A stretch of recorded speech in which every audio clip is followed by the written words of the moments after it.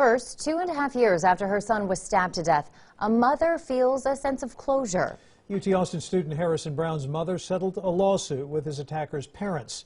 As KXAN's Tom Miller explains, the lawsuit claimed they were partially responsible for their son's attack. The attack at UT in May 2017 stunned the campus just days before the end of the school year.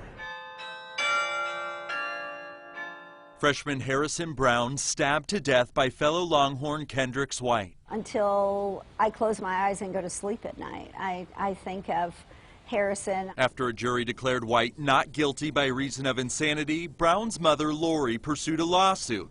Sean Breen is her attorney. Why was it important for the Brown family to pursue this case civilly? The Brown family really wanted to feel a sense of justice that they hadn't felt from that criminal case. The lawsuit claims White's doctors and family shared liability in preventing his actions, given that White had been in and out of the hospital in the days leading up to the attack with symptoms of mental illness. Clearly there were signs that his family was trying to do all the right things in terms of connecting him to care. Karen Reynes with the Central Texas chapter of the National Alliance on Mental Illness says more than anyone, the state's mental health system is to blame. It's a very flawed system in which we don't really have the continuum of care that we really need. And families every day are struggling with this. However, for the family, it's ending a painful chapter and moving forward with newfound recognition. This case was not about the money. This case was about accountability. In Austin, Tom Miller, KXAN News. How much this lawsuit was settled for is not being disclosed. We reached out to the attorney for White's parents, but we have not heard back.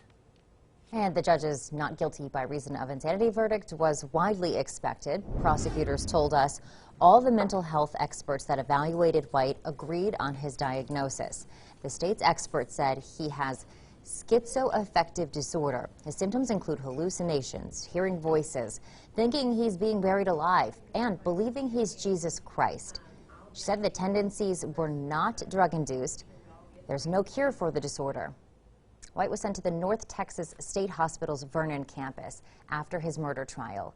It's the only maximum security mental health facility in the state. There are 351 beds. No voluntary admissions for adults are accepted. We checked online with the Travis County District Clerk and found White's competency has been evaluated 7 times since he was admitted last year.